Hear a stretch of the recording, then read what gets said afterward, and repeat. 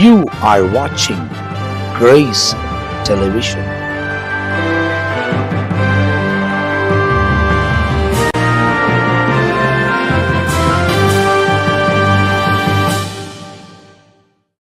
ஆண்டவரும் அருமை இரட்சகரமாக இருக்கிற இயேசு கிறிஸ்துவின் நாமத்தில் உங்கள் யாவருக்கும் அன்பின் வாழ்த்துக்களையும் ஸ்தோத்திரம் எடுக்கிற இந்த கால நேரத்தில் கர்த்தர் தொடர்ந்து நம்மை ஆசீர்வதிக்கிற தேவனாக இருக்கிறார். கர்த்தருடைய பெரிதான கிருபையில் இந்த நாளை நம்ம பார்த்திருக்கிறோம். கர்த்தர் ஒவ்வொரு நாளும் தம்முடைய பிள்ளைகள் மேலே அவர் கவனமாக இருக்கிறவர், அன்பு செலுத்துகிறவர், பாதுகாக்கிறவர், ரட்சிக்கிறவர், மீட்பாயிருந்து நடத்துகிற தேவனாக இருக்கிறார். அதனால் இந்த நல்ல காலை நேரத்தில் ஆண்டவர் தொடர்ந்து நம்ம ஆசீர்வதிப்பார். அநேகர் இந்த நிகழ்ச்சி நிமித்தமாக ஆசீர்வதிக்கப்படுறாங்க. தேவ சமூகத்தில் தேவனுடைய வார்த்தை எங்களுக்கு ரொம்ப பிரயோஜனமாக இருக்குது. ஒவ்வொரு நாளும் ஒவ்வொரு ஊழியக்காரருங்க ஒவ்வொரு தலைப்பில் பேசுகிற இந்த ஆசீர்வாதமான வாக்குதத்த வார்த்தைகள் எல்லாம் எங்களுக்கு நல்ல லாபகரத்தை கொண்டு வருது அப்படின்னு சொல்லி அநேகர் எங்கள் இடத்துல பேசுகிறாங்க, சொல்கிறாங்க. அப்படி நீங்களும் ஆசீர்வதிக்கப்படுறீங்க அப்படின்னு பட்சத்தில் தேவ சமூகத்தில் தொடர்ந்து இந்த ஊழியங்களுக்காக நீங்கள் ஜெபம் பண்ணுங்கள். இந்த நிகழ்ச்சியை மற்றவங்களுக்கும் நீங்கள் பகிர்ந்து கொள்ளுங்கள். இந்த சேனலை நீங்கள் சப்ஸ்கிரைப் பண்ணலன்னா அதை பண்ணிக்கொள்ளுங்கள். கர்த்தர் உங்களை ஆசீர்வதிப்பார். கர்த்தர் உங்களை வாளாக்காதபடி தலையாக உயர்த்துவார்னு சொல்லி கடந்த ஒரு எபிசோடில் பார்த்தோம். அப்படி கர்த்தர் உங்களை தொடர்ந்து மென்மேலும் ஆசீர்வதித்து நடத்துகிற தேவனாக இருக்கிறார். இன்றைக்கு ஒரு குறிப்பிட்ட வசனத்தை நம்ம வாசித்து உங்களுக்காக நான் செபிக்க போகிறேன்.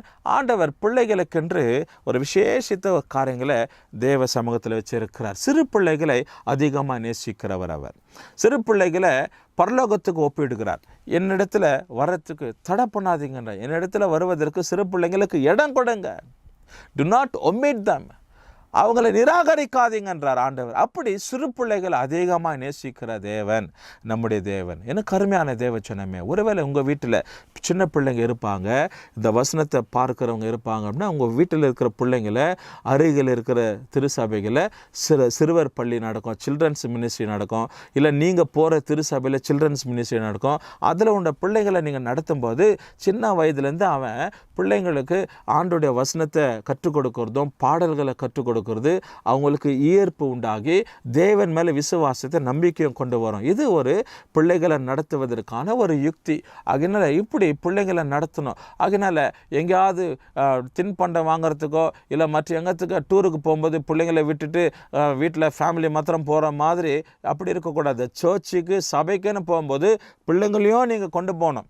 ஆகினால பிள்ளைங்களுக்கென்று அங்கே ஆலோசனை சொல்லுவாங்க, பிள்ளைங்களுக்கென்று கதைகளை சொல்லுவாங்க. பிள்ளைங்க மனசில் எது பதியுமோ அப்படி போல் பிள்ளைங்களுக்கு பாடங்களை எடுத்து அந்த சின்ன பிள்ளைங்களை இன்றைக்கி அநேக காரியங்களை வளர்த்துவாங்க. இப்படி சின்ன பிள்ளைங்களால் நடத்தப்பட்டு அவங்க பெரியவங்களாகி வாலிபர்களாகி இன்றைக்கு ஊழியத்தை செய்கிற எத்தனையோ தரிசனம் பெற்ற தீர்க்க தரிசனமான ஊழியத்தை செய்கிற இல்லை பலவிதமான ஊழியத்தை செய்கிற ஊழியக்காரர்கள் சகோதரிகள் உண்டு, சகோதரர்கள் உண்டு.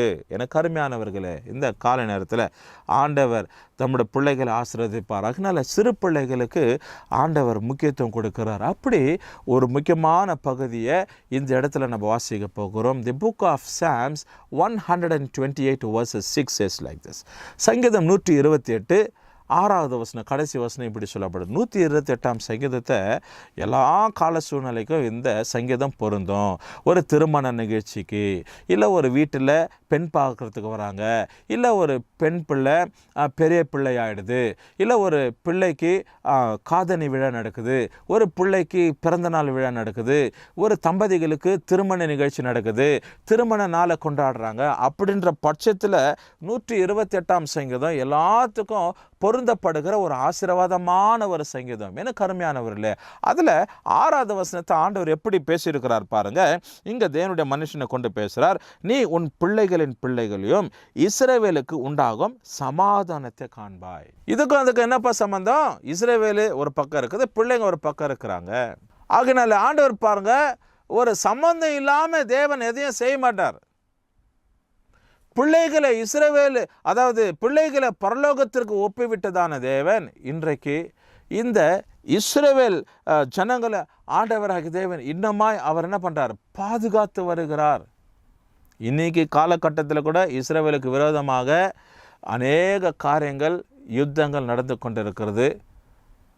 ஏற்கனவே ஆண்டவர் நமக்கு அதாவது பழைய ஏற்பாட்டின் காலத்தில் நம்ம வாசிக்கிறோம், யாக்கோப்புக்கு விரோதமாய் மந்திரமும் இஸ்ரேலுக்கு விரோதமாக என்ன இல்லை, குறி சொல்லல் இல்லை.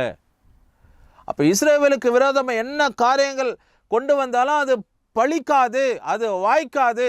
ஏன்னா இஸ்ரேலுக்கு ஆண்டவர் எப்போவுமே துணையாக இருக்கிறார். தேசங்களுக்கு நடு மத்தியில் இருக்கிறது தான் இந்த எருசலேமில் தான் இந்த இஸ்ரேல் நகரம் குடியிருக்கிறது. இதற்கு தேவன் எப்பவுமே இருக்கிறார். பூமியின் இருதயம்னு சொல்லி இதற்கு பேர். ஒரு மனுஷனுக்கு எப்படி தன்னோட சரீரத்தில் இருதயம் மத்திய பக்கத்தில் இருக்குதோ அப்படி போல் பூமிக்கு இருதயமாகப்பட்டது தான் இந்த எருசலேமே இஸ்ரேல் நகரம். அப்படி இந்த இஸ்ரேலை ஆண்டவர் என்ன பண்ணுறார், ஆசீர்வதிக்கிறார். இஸ்ரவேலுக்கு சமாதானத்தை கொடுக்கிறார். இஸ்ரவேலுக்கு ஒப்பாக பிள்ளைகளையும் பரலோகத்தையும் தேவன் வைக்கிறார். அருமையான தேவ ஜனமே, இந்த காலை நேரத்தில் இந்த வசனத்தை கவனிக்கிற உங்கள் வாழ்க்கையில் பாருங்கள், ஆண்டவர் இப்படி இஸ்ரவேலுக்கு உண்டாகும் சமாதானத்தை. அப்போ இஸ்ரவேலின் மேலே ஆண்டவர் என்னத்தை வைக்கிறார்னா சமாதானத்தை வைக்கிறார். இன்னைக்கு உங்கள் குடும்பத்தையும் கர்த்தர் சமாதானத்துக்குள்ளே நடத்துவார். The Lord will give his eternal peace unto your house. தேவன் சமாதானத்தை கொடுக்கிறவர். சமாதானமாய் கர்த்தர் செயல்படுவார். சமாதானத்தின் தேவன் அவர்னு சொல்லி நம்ம பார்க்கிறோம். பிரியமான தேவஜனமே, ஆண்டுடைய சமாதானம் ஒவ்வொருவரையும் ஆளுகை செய்யும். சமாதானத்தின் காரியம் குடும்பங்களை ஆளுகை செய்யட்டும். அதனால தான் வசந்தி, உன் பிள்ளைகளையும் இஸ்ரவேலுக்கு உண்டாகும் சமாதானத்தை காண்பாய். இந்த கால நேரத்தில் கர்த்தர் உங்களை ஆசீர்வதிப்பார். சமாதானத்தின் தேவன் தாமே உங்களோடு கூட இருப்பாராக. எல்லா கண்களை மூடி ஜெபம் பண்ணுவோமா? இந்த வசனத்தை காட்ட தேவ பிள்ளைங்க வாழ்க்கையில் குடும்பத்தில் சமாதான நிலை திறக்கட்டும்னு சொல்லி உங்களுக்காக நான் விசேஷமாக ஜெபிக்கிறேன். நல்ல பிதாவே, இந்த கால நேரத்துக்கு ஸ்தோத்திரம்ப்பா. சங்கீதம் 128:6, ஆண்டவரே இந்த பிள்ளைங்க வாழ்க்கையில் ஒரு சமாதானத்தை கொண்டு வரட்டும். ஆண்டவரே பிள்ளைங்க பந்திய சுற்றில ஒலிவு மர கன்றுகளை போல இருப்பார்கள் என்று ஆண்டவரே 3வது 4வது வசனம் இப்படி சொல்லப்படுகிறதையா. கர்த்தர் தொடர்ந்து குடும்பங்களை ஆசீர்வதிக்கிறவர். சமாதானத்தை தந்திரளிவீராக, கிருபையை காத்துக்கொள்வீராக. துதி கன மகிமம் கொருவருக்கு எடுக்கிறோம். இயேசு கிறிஸ்துவின் நாமத்தில் ஜெபிக்கிற நல்ல பிதாவே, ஆமேன். கர்த்தர் நம்மை ஆசீர்வதிப்பாராக.